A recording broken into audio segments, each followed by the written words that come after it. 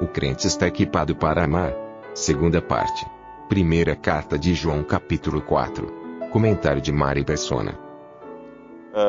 Esse é o versículo 11, quando fala assim: amados, se Deus assim nos amou, também nós devemos amar uns aos outros. É importante entender, depois de tudo que foi dito, que isso aqui não é uma ordem no sentido legal da coisa, né? É uma obrigação legal de amar. Puxa, eu preciso amar, eu preciso amar, eu preciso amar. Não, é abrir a torneira, é o amor que nós já temos, simplesmente deixar fluir esse amor para com os outros. Ninguém jamais viu a Deus, aí fala o versículo 12. Se nos amamos uns aos outros, Deus está em nós. E em nós é perfeita a sua caridade. Como que Deus pode estar em nós? João capítulo 14,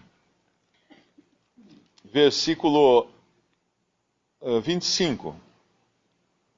O Senhor Jesus dizendo aos seus discípulos, antes da sua morte: tenho-vos dito isto estando convosco, mas aquele Consolador, o Espírito Santo, que o Pai enviará em meu nome, esse vos ensinará todas as coisas e vos fará lembrar de tudo quanto vos tenho dito. Esse Espírito Santo é o que distingue um crente de um mero professo. A pessoa que não tem o Espírito Santo não é de Cristo. Existe hoje um movimento, hoje não, começou no século XIX, que é o pentecostalismo, que diz que tem crente com espírito e sem o espírito, e que para ter o espírito tem que se esforçar, orar muito, ir muito à igreja, ou coisa assim, e falar em línguas e alguma coisa assim. E muitos vivem numa verdadeira angústia. E muitos que são crentes sinceros, convertidos, que já foram selados pelo Espírito Santo, vivem numa angústia porque não conseguem atingir esse êxtase que alguns pregam, que precisa passar por um êxtase, né? Passar por uma experiência de êxtase para realmente ter o Espírito Santo. E aí o que existe também é que muitos fingem esse êxtase e para todo mundo ver, e ele daí acha que tem realmente porque fingiu. Mas não, o Espírito Santo nos foi dado quando nós cremos em Cristo como Salvador. E tendo também nele crido, fala em Efésios capítulo 1, recebestes o selo do Espírito Santo, o qual é o penhor da nossa herança, é a garantia da nossa herança. Quando eu penhoro uma joia lá na Caixa Econômica, eu tenho uma garantia, eu recebo lá uma garantia que se depois eu for lá buscar essa joia, eu apresento a garantia e levo a joia, resgato a joia. Mas assim é também, quando o Espírito Santo for tirado da terra, todos aqueles que estão garantidos estão presos a ele, estão ligados a ele, vão ser tirados da terra. Isso é arrebatamento. Então, quando fala lá em João, desse Espírito, também no próprio Evangelho de João, capítulo 15, mais à frente só, Evangelho de João, capítulo 15, no versículo 26, o Senhor Jesus também promete que ainda não estava o Espírito neles, habitando neles, mas viria a habitar. Mas quando vier o Consolador, que eu da parte do Pai vos hei de enviar, aquele Espírito de verdade que procede do Pai, ele testificará de mim. E no mesmo Evangelho de João, um pouquinho adiante, no capítulo seguinte, o 16, capítulo 16, versículo 14, diz assim: ele, o Espírito Santo, me glorificará.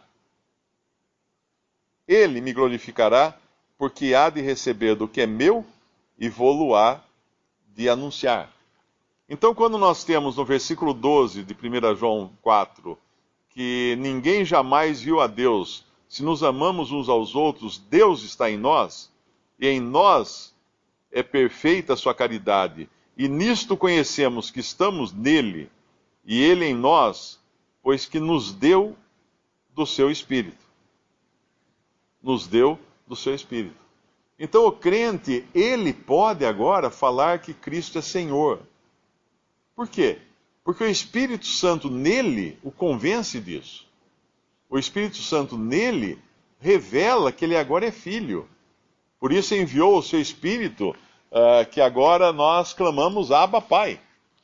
Porque somos filhos. É o Espírito Santo que dá essa certeza a nós de que nós somos filhos de Deus, que nós temos essa intimidade familiar com Deus, que nós temos Deus em nós agora. E aí também ele permite, no versículo 14, e vimos e testificamos que o Pai enviou o seu Filho para Salvador do mundo. Qualquer que confessar que Jesus é o Filho de Deus, Deus está nele e ele em Deus. E essa confissão só pode vir realmente daquele que tem o Espírito Santo, daquele que tem Deus habitando em si, Deus Espírito Santo habitando em si. E isso vale para todo crente, porque lá em Romanos 8 fala assim: se alguém não tem o Espírito de Cristo, esse tal não é dele. Então, como poderia alguém falar assim: não, você não tem o Espírito Santo, meu irmão, você tem que se esforçar muito, orar muito para pedir o Espírito Santo, para receber. Não, mas se alguém não tem o Espírito de Cristo, fala em Romanos 8, versículo 9, este tal não é dele. Não é dele. Tanto é que nós sabemos que temos o Espírito Santo. Como que nós sabemos também? O que acontece quando nós pecamos? Quando nós pecamos, nós entristecemos o Espírito Santo que habita em nós. E como é que fica o nosso humor, a nossa qualidade, vamos dizer assim, de vida espiritual? Fica péssima, porque o Espírito Santo em nós está entristecido, e isso afeta também a nossa maneira de viver, a nossa maneira de ser. Essa segurança, o versículo 17 fala dela. Olha que interessante. E nisto é perfeita a caridade para conosco, para que no dia do juízo tenhamos confiança, porque qual ele é, somos nós também neste mundo. É interessante que no capítulo 3 da mesma epístola de 1 João, nós lemos que acho que é o versículo 2. 1 João 3,2: Amados, agora somos filhos de Deus e ainda não é manifestado o que havemos de ser. Mas sabemos que quando ele se manifestar, seremos semelhantes a ele, porque assim como é, o veremos. Essa é uma semelhança moral e física, né, que nós teremos com ele.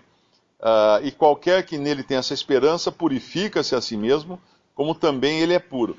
Aqui fala que nós seremos como ele é. Sabemos que quando ele se manifestar, seremos semelhantes a ele. Isso nos fala do arrebatamento ou da ressurreição. Mas aqui no nosso capítulo, o verbo está no presente. Nisto é perfeita, versículo 17, nisto é perfeita a caridade para conosco, para que no dia do juízo tenhamos confiança. Porque qual ele é, somos nós também neste mundo. A diferença é que lá no capítulo 3, nós seremos com ele em glória. É o que nós seremos, física e moralmente, transformados num corpo perfeito e tudo mais. Lá. Mas aqui é o que nós somos aqui. Mas espera aí, nós somos imperfeitos aqui. Sim, mas o que diz antes, né? No dia do juízo tenhamos confiança, porque qual ele é, somos nós também nesse mundo. O que isso significa? Qual ele é aos olhos de Deus. Ele está nos olhos de Deus e hoje ele é a propiciação por nós. Ele é aquele em quem Deus olha, para quem Deus olha e se sente satisfeito. Então, nisso está a nossa confiança. Nós no mundo somos, né, que fala aqui, tal qual ele é, nós somos também nesse mundo. Como somos? Somos já porque nós estamos justificados completamente pela obra de Cristo. Nós somos hoje aquilo que ele é aos olhos de Deus. Somos o quê? Justificados aos olhos de Deus. Porque Deus olha para nós pelas lentes de Cristo. Através de Cristo ele olha para nós. E nós podemos ser vistos no favor de Cristo por nós.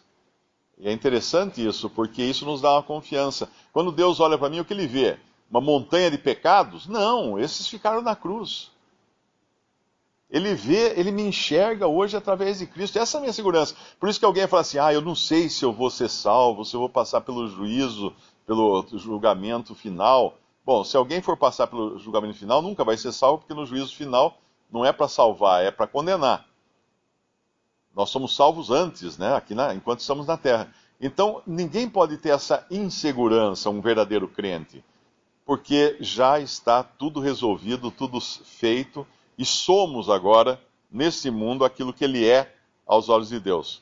Algo que... E aí nós podemos até amar nossos irmãos, né? Por quê? Porque é o versículo 20. Se alguém diz eu amo a Deus e aborrece a seu irmão, é mentiroso, porque quem não ama seu irmão ao qual viu, como pode amar a Deus a quem não viu? Puxa, mas meu irmão tem tantas falhas. Será que eu posso amar uma pessoa com tantas falhas? Bom, se ele é meu irmão em Cristo, eu vou olhar para ele da maneira como Deus olha para ele.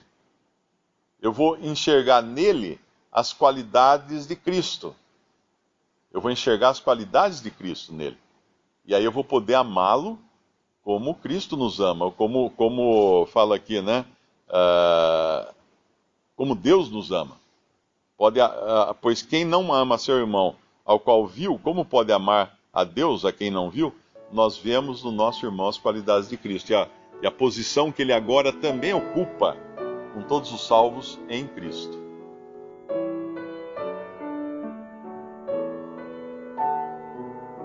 Visite Respondi.com.br.